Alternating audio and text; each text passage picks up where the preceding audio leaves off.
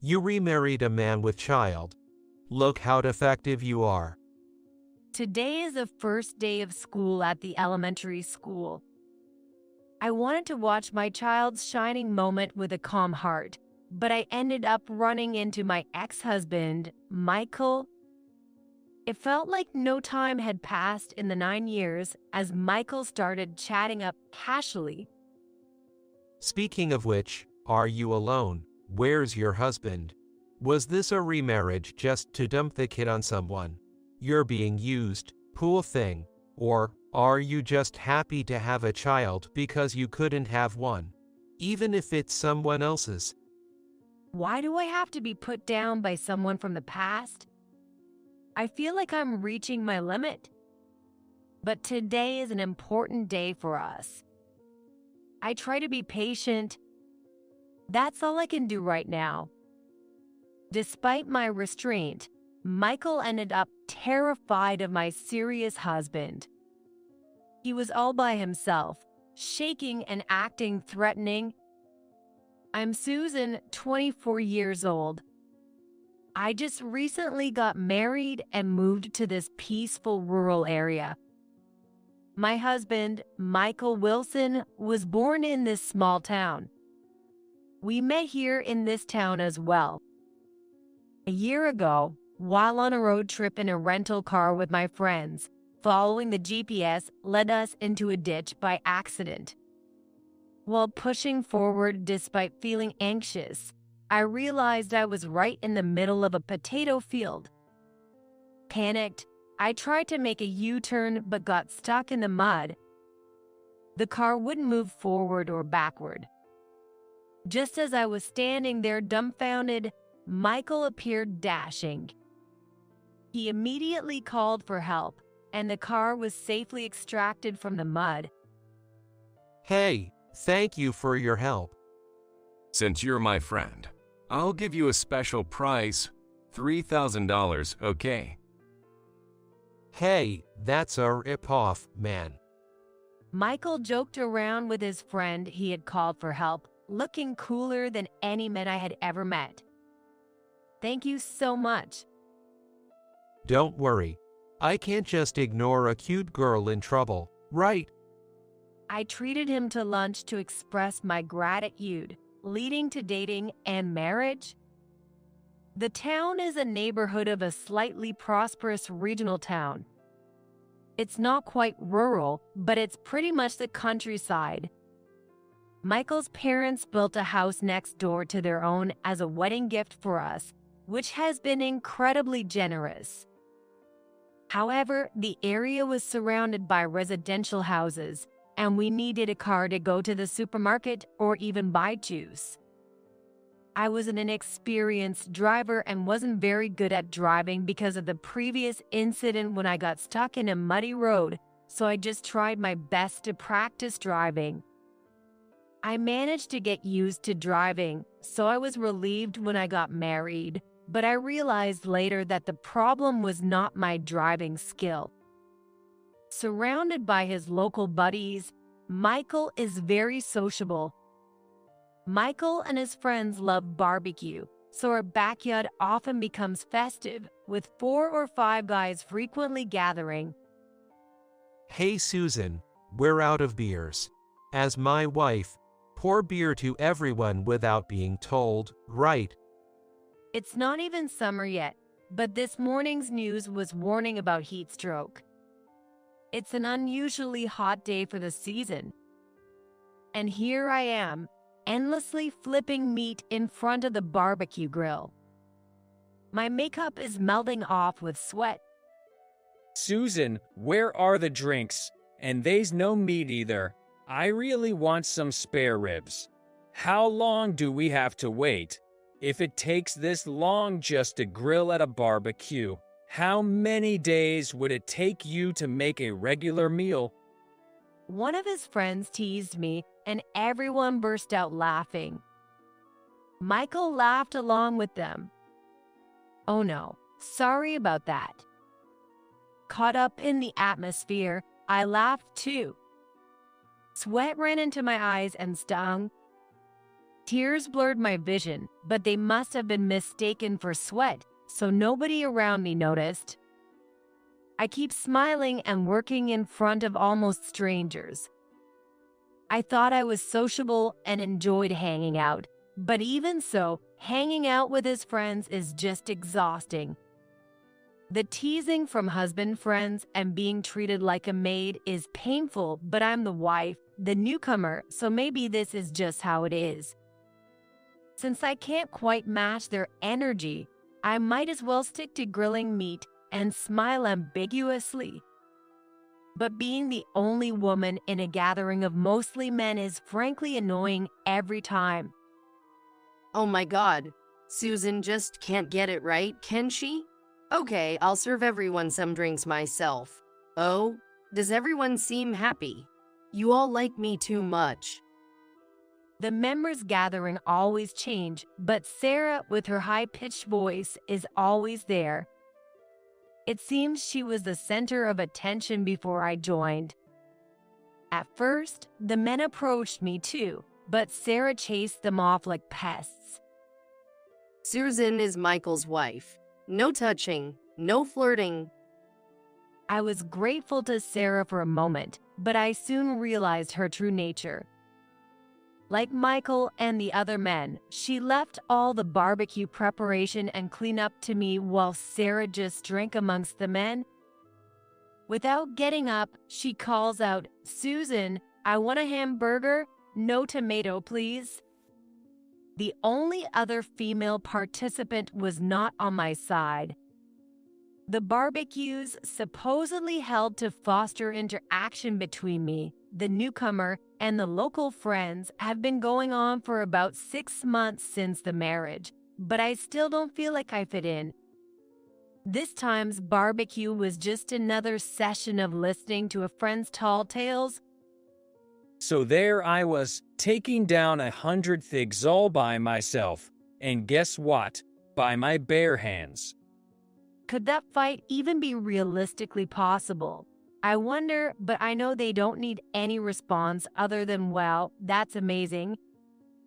After the barbecue wraps up and everyone has gone home, I still can't relax. Don't believe that story from him. It was actually me who showed up when he was getting beaten up and took down those guys. I just don't say it to give him some credit. Everyone in this town used to tremble just hearing my name, Michael. Even folks from the next town over were scared of me. Funny, right? I'm usually so nice. After enduring his friend's heroic stories, Michael now turns to regale me with his own. Again, no response is allowed other than, "Wow, that's incredible." I'm more tired of listening to their heroic stories and Sarah's queenly behavior and the actual serving at the barbecue. My troubles continue. As I'm left alone cleaning up after the barbecue in the yard, my mother-in-law from the next house over pops her head out. It looked like another exciting and fun day. Yeah. Though it's hard for me to say it was enjoyable. She gently admonishes me. But you know, when are you going to have kids if you keep just hanging out with friends? Barbecues are more fun with family. You've been married for half a year, so it's time to start planning, you know. Susan, you'll be 25 soon, right? You should start thinking about having your first child soon. Or by the third, you'll be an older mother, right? You know, Michael's turning 27 in August, so why not try to get pregnant before then? Well, that sounds good, but these things are blessings that come on their own.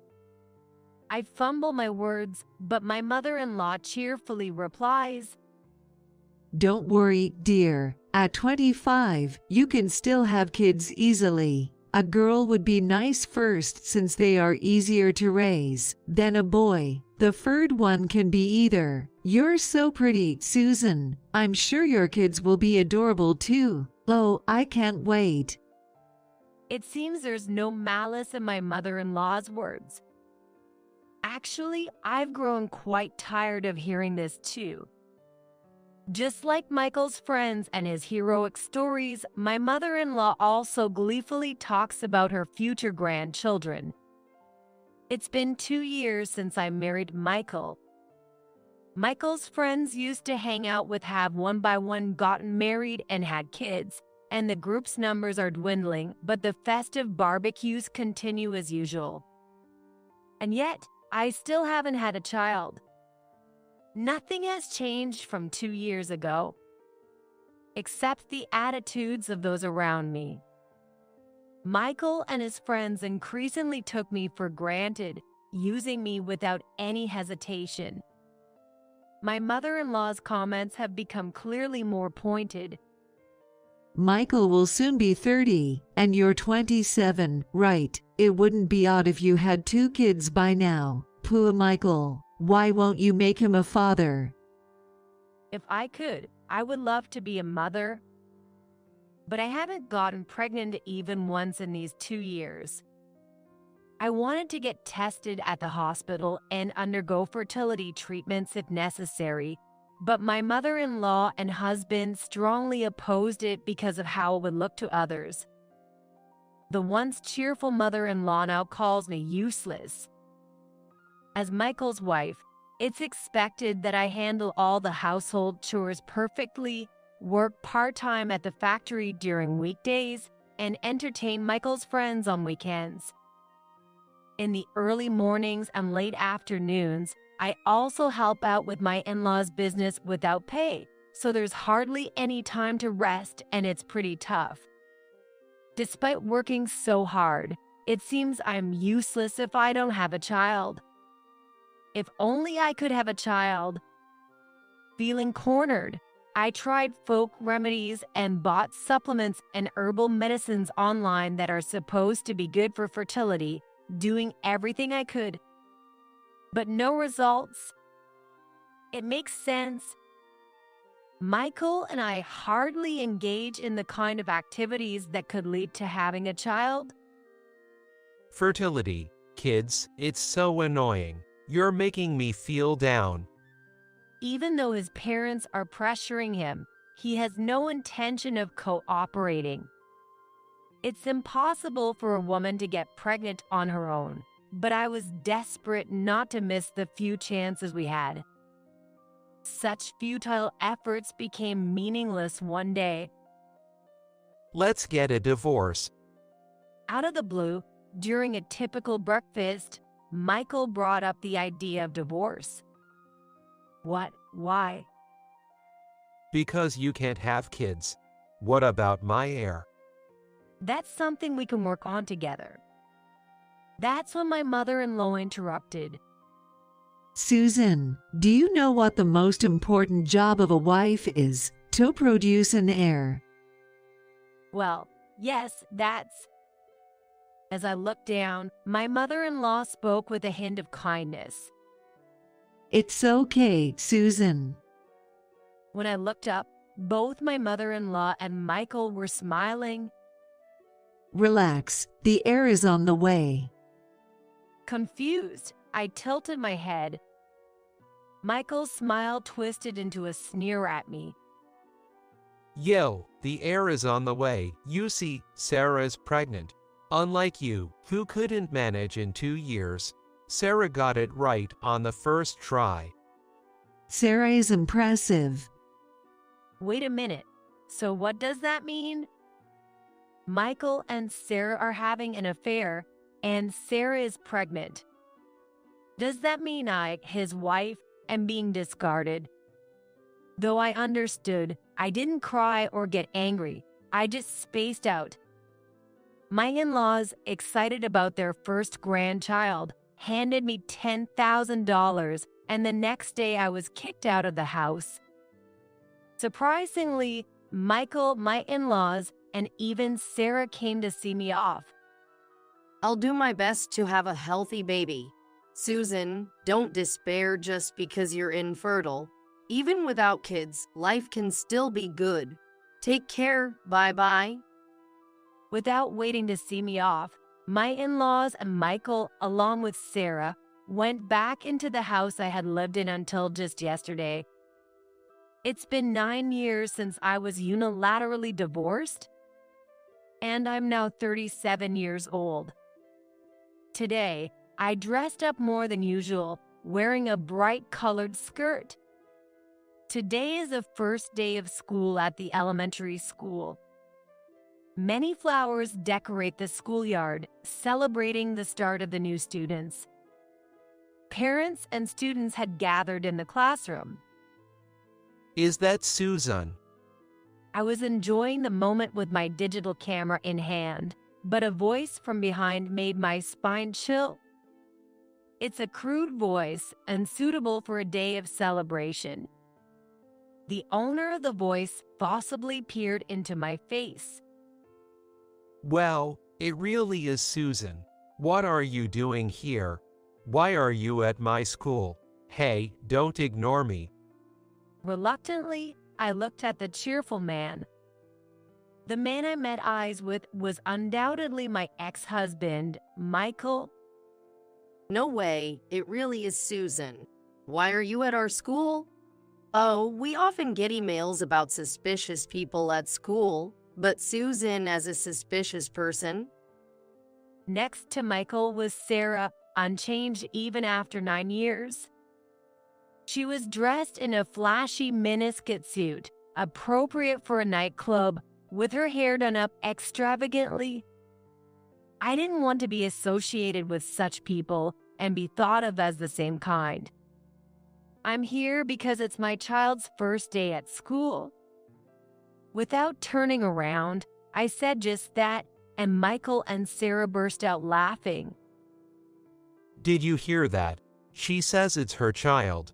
Infertile and all. Scary. Definitely a suspicious person, infertile and all. The classroom was somewhat lively, but their voices were louder than anyone else's. Unable to bear it, I spoke up. I remarried after we split. Class is about to start, so please take your seats and be quiet. I said coldly and decided to ignore them from then on. Well, you remarried a man with child. Look how defective you are. Incredibly, Michael and Sarah sat next to me. Sarah smugly lifted her chin and stroked her belly. Glancing over, I noticed her belly was rounded, just like 9 years ago. Without anyone asking, Sarah started blabbering. Oh, notice this. It's the 5th one in here. The one entering today is our 3rd child. It's so easy for us to have kids. Sorry to the infertile Susan. I focused straight ahead, but Michael annoyingly poked me and intruded familiarly. Don't ignore me, so you're alone. Where's your husband? Did your remarriage partner dump the kid on you? I see, your husband must be a loser. I just came to watch my child's proud moment, yet why must I be belittled by someone from the past? I feel like I'm reaching my limit. But today is an important day for us.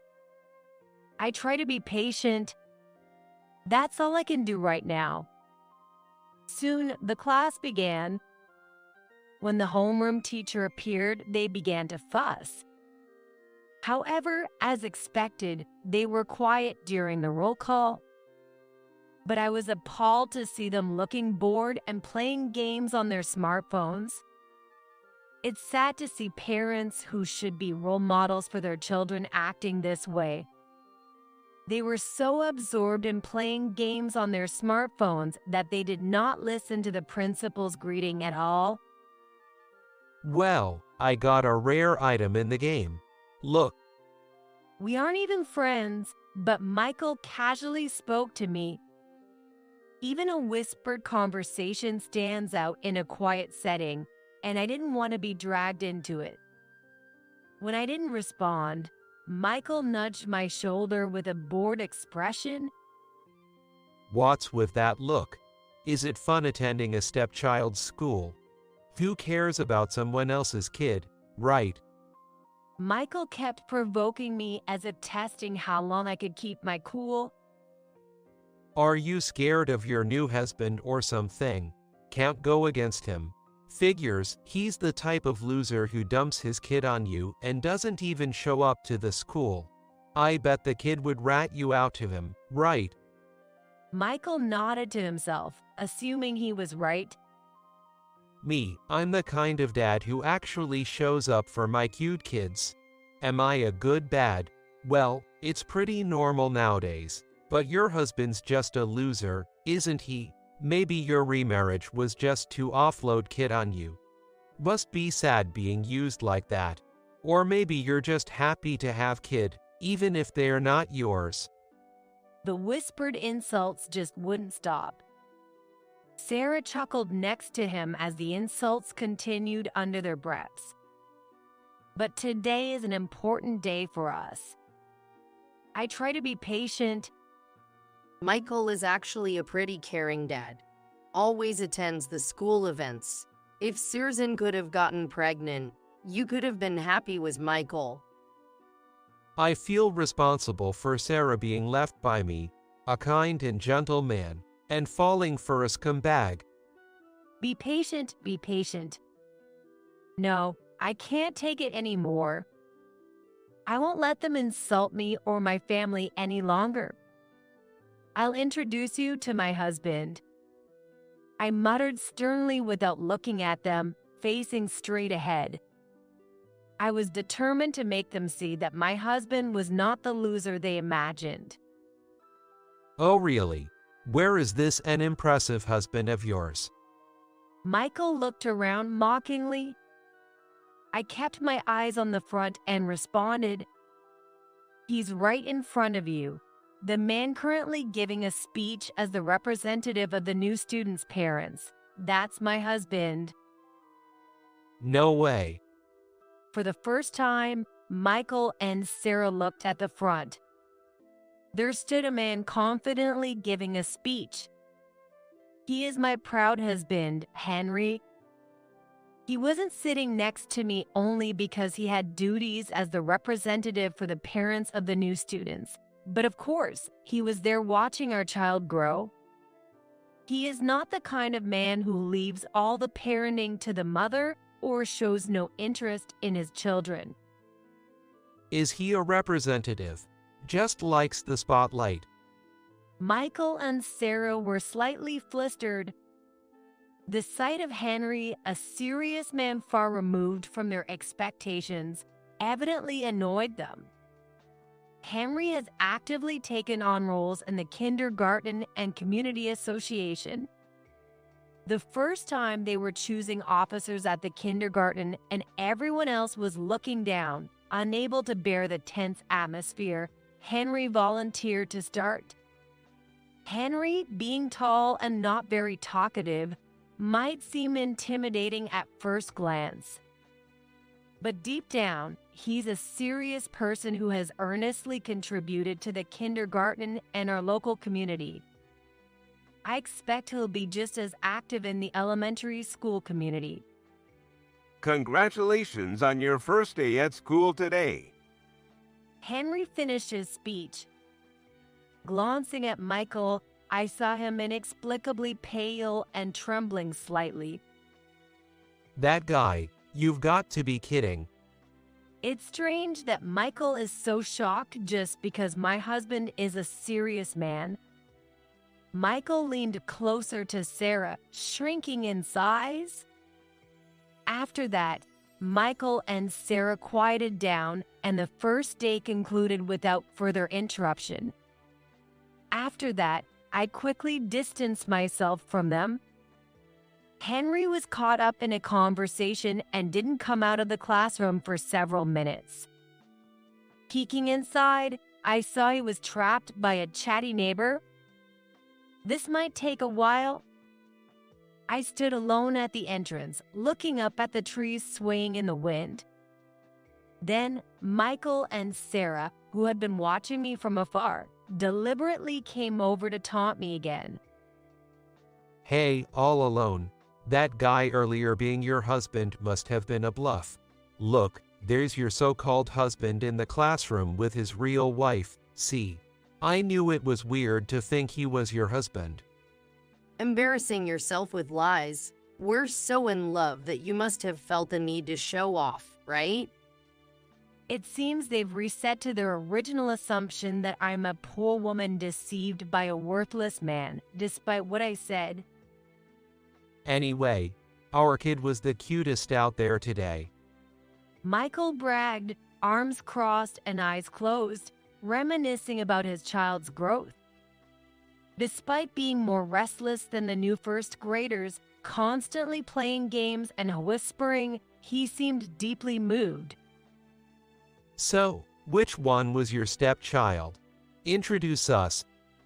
He's not a stepchild, he's my own son. Sure, as if you could have kids. No need to lie. Michael and Sarah grinned mockingly. Just then, my son Jack ran up with an innocent smile. Honestly, I didn't want him near them, but they are parents of my son's classmate. In front of Jack, I couldn't blatantly avoid them. Mom, did I respond loudly enough? Yes, you did. You were great, I said, patting proud Jack on the head. Turning back to Michael and Sarah, their smiles had vanished. Oh, he looks just like Susan. They probably imagined a stepchild who looked nothing like me. But Jack and I could almost be said to be identical. It's clear just by looking that we are undoubtedly parent and child. Yes, we do look alike. We're real parent and child after all. But you were infertile. They still harped on infertility even in the face of Jack. Seems like they can't think of anything worse to say. After I divorced Michael, I remarried and got pregnant right away. Nothing happened when I was with Michael. I used to be worried about not getting pregnant, but now I'm truly glad it allowed me to leave him cleanly. Deprived of their material to demean me, they glared at me with faces like they were chewing on bitter bugs. Chins pulled in, eyebrows furrowed, and mouths moving as if they were chewing gum, they stared me down. He's scowling like a gangster. I urged Jack to head back to class quickly. Never thought I'd face such juvenile behavior from parents in their 40s. These days, outright delinquents are rare, and people like Michael and Sarah are practically an endangered species. What? So you're saying it wasn't you but Michael who was the problem? Just so you know, all 5 of our kids are Michael's. No lies. Suddenly, Sarah lashed out. I knew from the start that a proper conversation was impossible. Interacting with them is just a waste of time. However, as I tried to walk away, ignoring them, Michael grabbed my shoulder. Getting smart with me. I didn't want to be disturbed by Michael, who I had severed ties with 9 years ago. As I was about to shake off his hand, Michael was suddenly overshadowed by a dark figure. When he turned around in surprise, there stood Henry, imposing and silent. Without a word, Henry gently removed Michael's hand from my shoulder. Though he wasn't twisted or forced in any way, Michael couldn't stop trembling. Meanwhile, Henry's muscles were visible even through his suit, making his mere presence imposing. His chest seemed to be about twice as thick as Michael's. Henry, a head taller, looked down on Michael from above. Is there a problem? Henry asked in a rumbling, low voice. No, all good here. This doesn't involve you. Michael forced a smile and tried to ingratiate himself with Henry. Oh, Henry from the next town over, right? I've respected you since way back. Despite retreating, Michael tried to cozy up to Henry. It seems Michael knew of Henry. Henry doesn't talk much about himself, but I've heard stories from others. Since his school days, he was well-built and solid, respected without needing to raise his voice or his fists, feared for reasons not quite clear. Being a loner rather than part of a group might have contributed to the respect he commanded. There's also a legend, though its truth is uncertain, that once Henry alone fought and won against some dangerous people.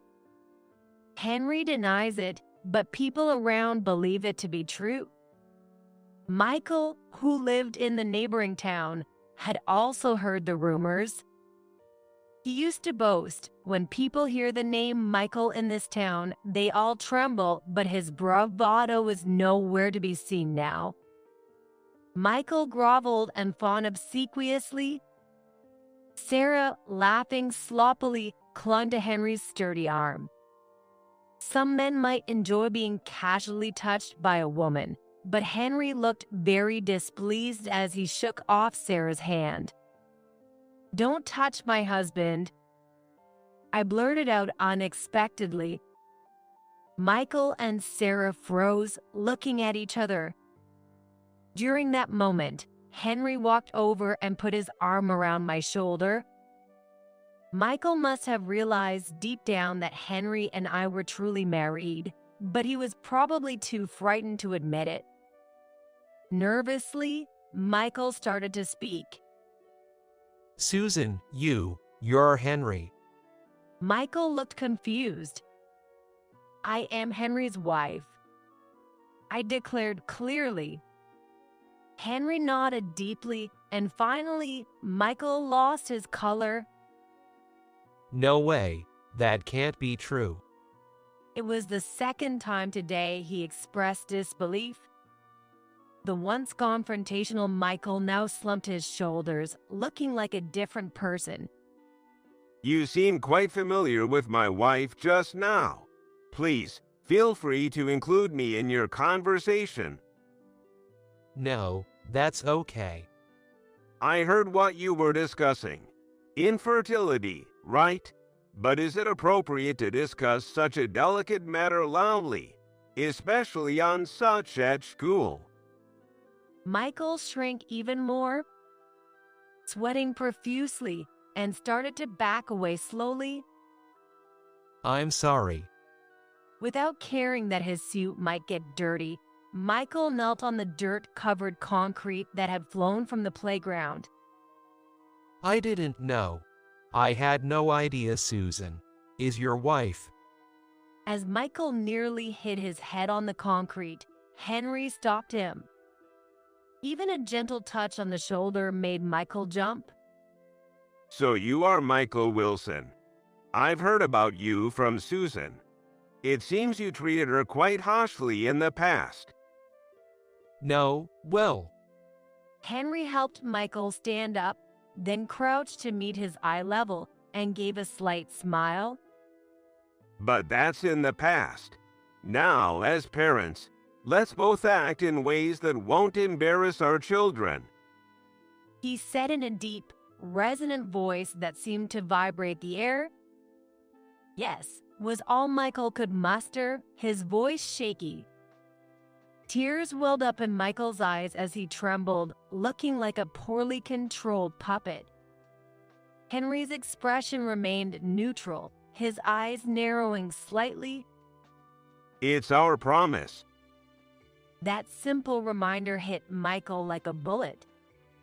He stumbled backward and fell on his behind. Michael, who used to boast about his misdeeds, now cowered like a puppy with his tail tucked between his legs in front of someone stronger. It was pitiful to see what kind of person he really was. Henry, known as a former tough guy from the neighboring town, had transformed into a good father, whereas Michael and Sarah had not grown up at all since their school days. They trembled in fear at the thought of Henry's past.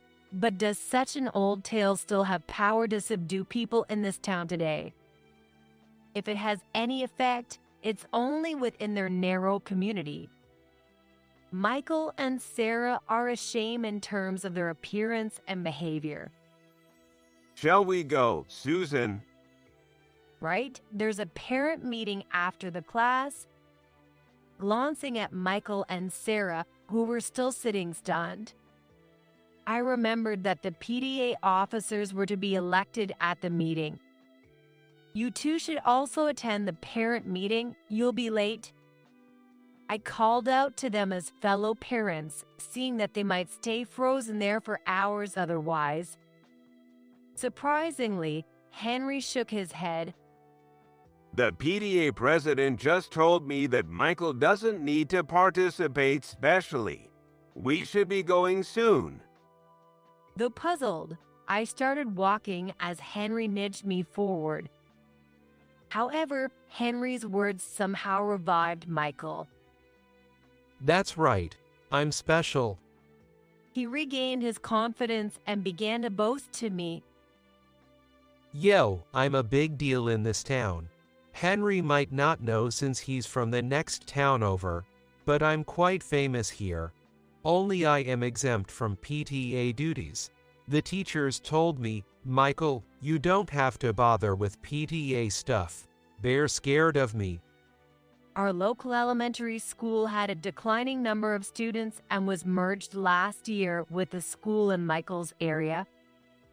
I was anxious about being in Michael's living area and hadn't realized our children would be the same age. Michael seemed to suggest that he held more sway in this town than Henry. Perhaps being intimidated by Henry, he had just remembered this was his turf. Despite having been submissive in front of Henry's past until now, his sudden switch was hard to follow. Really? Is that what you think? Henry sighed, holding his head.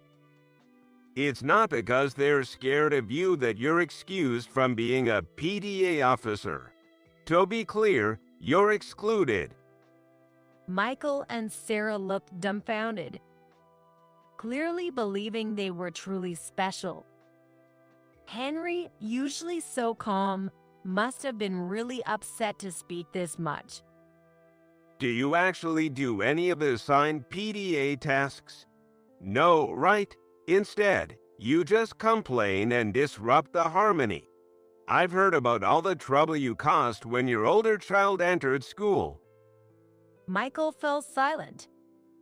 Come on, pull yourself together. Don't let Henry beat you.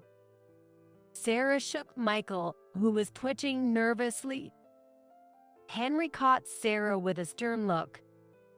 And you, Sarah, is it true what they say, that you neglected your children and PTA duties, too busy flirting with fathers you liked?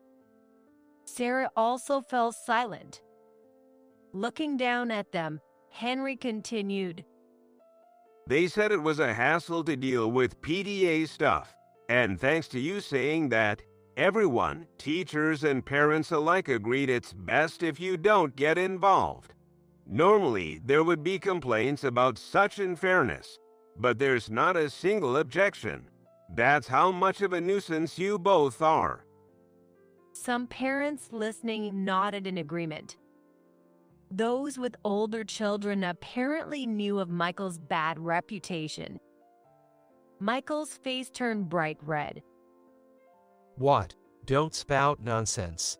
Even if you are Henry from the neighboring town, I won't forgive this. Spitting as he shouted, Michael exclaimed, Do you know what happens when you make me angry? My friends will come soon. Reminded of past unpleasant events, I cringed at his outburst. But I'm not the same person who used to be afraid of him. My friends? You mean you're calling those guys? Yeah, seriously. Why don't you call them? They'll come running if you pay them, right? What? I hadn't realized it during our marriage, but in hindsight, Michael was just a cash cow for his friends. His family was quite wealthy, and Michael was known for splurging. I remember even the friend who helped me when my car was stuck in mud, Michael handed him a wad of cash from his wallet. At the barbecues, there was all-you-can-drink beer and premium beef. Thinking about it, those guys never responded to invitations that didn't involve money or beer. They often seemed to be hitting up for money too, frequently asking for special prices. Just tens of thousands of dollars will do. How much would it take for them to go after Henry from the neighboring town? Michael lost his momentum and hung his head. It seemed he realized even he was tied by money. Finding out I knew, he suddenly felt embarrassed. No, no. If you think so, why don't you call them without flashing money? Shut up. They wouldn't come without money, Michael. You have the money, pay them $5,000 or $10,000 to shut them up. You have the money? Sarah slapped Michael on the back forcefully. Michael's energy drained even more. When even Sarah tells him to solve things with money, what can he do? Michael's tales of bravery were probably all lies. He bought his power with his parents' money and misunderstood his own status. Michael was miserable. I'm awesome, man. Michael muttered in a tearful voice, holding his head. Unable to endure the sneering looks from around, Michael slowly made his way to the school gate. Bent over so much he seemed to vanish like a ghost, though he was, of course, clearly visible. Maybe I should stop saying anything more. Out of pity? No, just out of sheer embarrassment. Michael, where are you going? Going to get money from your mom. But Sarah, oblivious to the mood, shouted as she followed Michael. Henry and I exchanged looks with other parents around us, all sharing a wry smile. After that, Michael and Sarah no longer showed up at the school. In a small town, rumors spread fast. Apparently, there were doubts that all 5 of Michael's children were actually his. Sarah was known for flirting with men at the children's kindergarten and school, which resulted in their exclusion, not just exemption, from the PTA. Michael apparently didn't know until Henry told him on the day at the school. He didn't know about his wife's reputation with men. Henry was surprised later. Everyone thought Sarah's behavior was well known, but it seems no one had told Michael. Having no real friends among his followers, no one had informed him. Wow, did I accidentally spill the beans on her affair? Did I do something bad?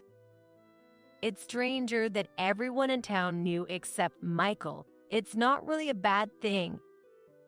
Weeks later, for some reason, Michael showed up at our house.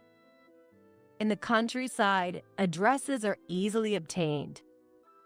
I braced myself thinking he came to complain, but Michael was unexpectedly calm, as if a burden had been lifted from him. I got divorced. I was completely deceived by Sarah. She thought marrying me meant no more worries about money. Then, she just played around and ended up having a bunch of kids whose fathers could be anyone, and expected me to pay for everything. Funny, right? He laughed with a hint of self-deprecation. Sarah was kicked out, and now Michael's parents are looking after the children. Michael suggested a DNA test, but his parents refused, not wanting to admit anything bad to the public.